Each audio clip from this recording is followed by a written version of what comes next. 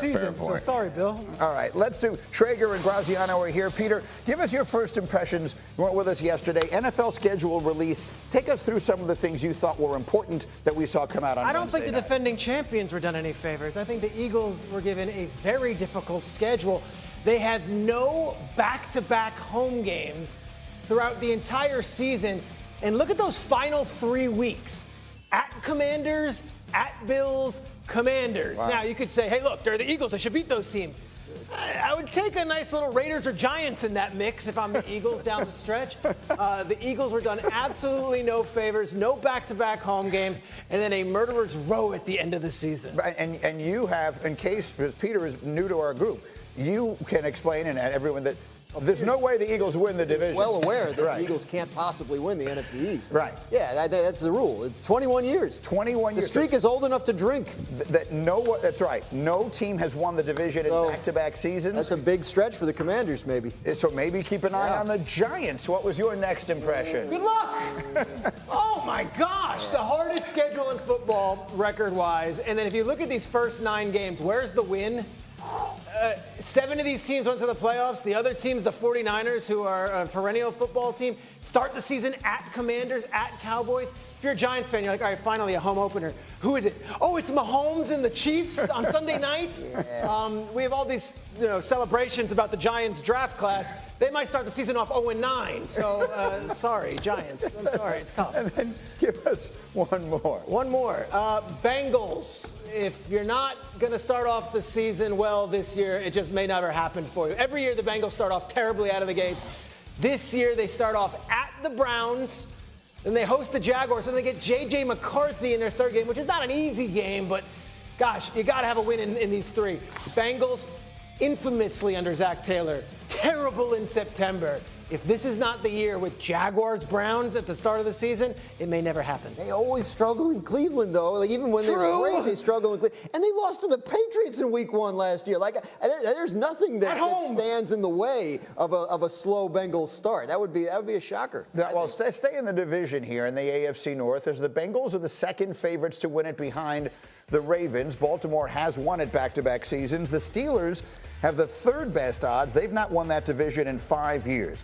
We know all there is to know about the Steelers, right? They never have a losing record. They make the playoffs, but don't ever really compete. Here was our favorite Steeler, Ryan Clark, yesterday on First Take, talking about his team and his coach. I believe Mike Tomlin should coach in another organization. Mike Tomlin should be a fresh voice somewhere else, because I believe, as great as a coach he is, and he's a first ballot Hall of Famer, I believe his voice has run stale there. I believe he's allowed that team to reach the highest of heights they're going to reach unless they can get a top-tier quarterback. So I'm trying to decipher what you're saying. He needs to go have his Andy Reid Kansas City run. I got you. So I like the analogy. Andy Reid, enormous success in Philadelphia, went to a Super Bowl, didn't win it. Obviously, Tomlin has won the Super Bowl in Pittsburgh, but then went and had this enormous second act. Dominique Foxworth, does it make sense? I mean, everyone would love to have an Andy Reid run, but, I mean, the obvious thing is sitting right there. The Patrick Mahomes of it is what really matters. Like, Andy Reid went out to Kansas City, and they were still very good, but they were a lot like his Eagles teams. Very, very good in the regular season, but couldn't quite get it done in the postseason. So I think the simple answer to Mike Tomlin moving to a new situation is he needs a quarterback. If that new situation includes a quarterback, by all means, go for it. Or if you can get a quarterback in Pittsburgh, I think that Mike Tomlin will be just fine there. So obviously we all respect what Ryan Clark said and what his insight might be in the Steelers organization, but there's no evidence that Mike Tomlin's message has gotten stale in Pittsburgh, at least not by the records that they put out based on the talent that we've seen. Yeah, I think it's interesting that it's Ryan saying it because of his close ties to Tomlin and the organization. And it's interesting because I've heard Ryan say it before. I think he was sitting right here. It was either at the end of last year or the year before. And it's an interesting point. But I agree with Dominique. I think the Steelers are getting as much, if not more, out of their rosters year after year as can be expected, given the quarterback situation and the overall talent level on the roster. So if his voice was running stale, Andy Reid went 4-12 in his last season in Philadelphia. Remember, it was the dream team year where they got all those guys in, and it fell completely apart. If something like that happened, I think I would be more inclined to say his voice seems like it's getting stale. But I think the Steelers in the last couple of years have kind of overachieved. I know the fans don't want to hear it. It feels necessary to remind anyone who doesn't know the Steelers have had 3 head coaches since 1969.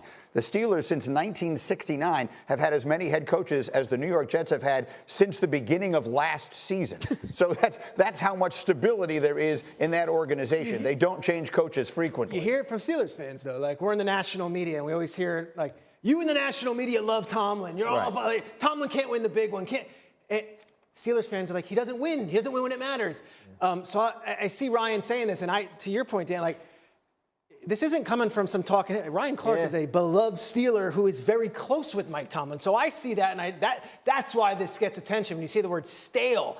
That said, he still is the loudest voice in the building. And if he were to leave Pittsburgh, and he would have to be fired, because I don't think it would be able to go contractually this way, there would be a line of probably 15 teams to hire. And guess what? There would be a line of not only 4 broadcast networks, but 11 streamers and whoever else the NFL commissioner is doing upfronts for to get him on a broadcast crew. So Tomlin would still be the #1 target in the offseason if he were to ever leave Pittsburgh. Yes, he's the best speaker of words of anyone I know. I always say I love the way he says words, regardless of what they are. So, Dominique, a quick final thought here on this. If Aaron Rodgers decides to come out of whatever hibernation he's currently in and play for the Steelers, would that be the solution to the quarterback question you're talking about? I don't think it solves the problem that they have there. They need a quarterback that they can rely on to have success and stay healthy. I'm not sure that Aaron Rodgers at this point in his career is that guy. And he's certainly not the long-term answer, even if he's able to give them just a little jolt for this coming season. So maybe they'll be a little bit better, but I don't think this is the prayers that Mike Tomlin may have for a quarterback. Aaron Rodgers isn't that answer. If Aaron Rodgers was that answer, there'd be more than one team interested in him.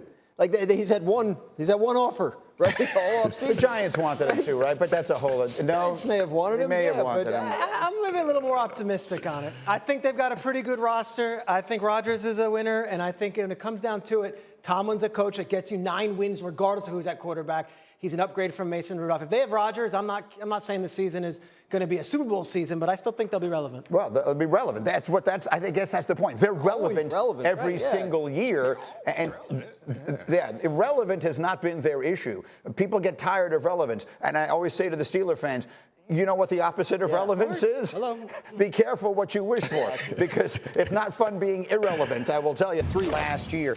And then, D. Wood, what game do you have your eye on? How about the Steelers visiting the Jets? Do the league know something that all of us don't know? Week 1, as far as who's the quarterback going to be for the Pittsburgh Steelers? Is it going to be that old man Aaron Rodgers? Oh, you slick joker! Old man Aaron NFL, Rodgers. you. Absolutely. There's so many storylines in this game. Obviously, with Justin Fields being the new quarterback of the Jets, playing against his old team. Will Aaron Rodgers be the quarterback week 1 for the Pittsburgh Steelers? Look, this is what the league did yesterday. They have the Steelers at the Jets week 1, and they put the Steelers game at Green Bay as a standalone night game. They're acting like they believe Aaron Rodgers is going to be the quarterback. The NBA has the draft lottery. Right. We have the schedule release. Right. Like that's the way. That's the way we both build excitement. That's right.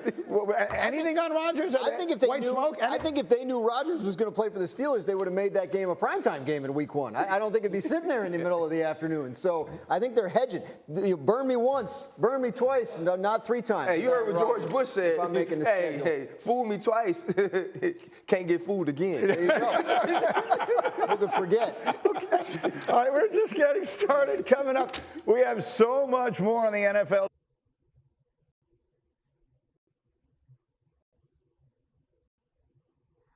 Rồi mũi nữa này.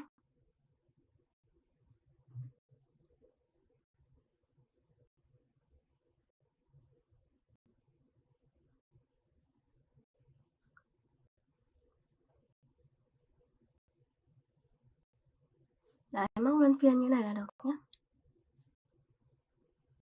Đấy, mọi người móc từng mũi cho nó sẽ vòng quanh.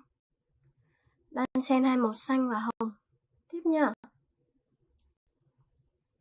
Rồi, mũi nữa này.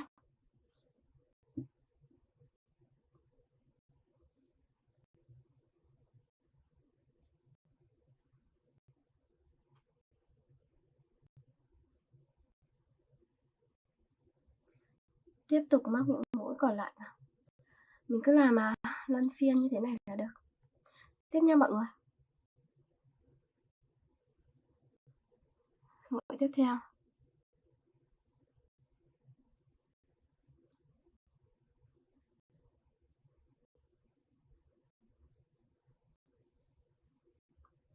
Đấy, mũi nữa này.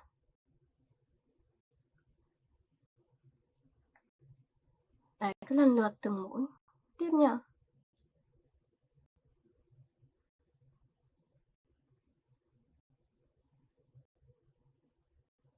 Đấy, mình móc nối nốt cái khúc này là sẽ xong cái hàng này nhé.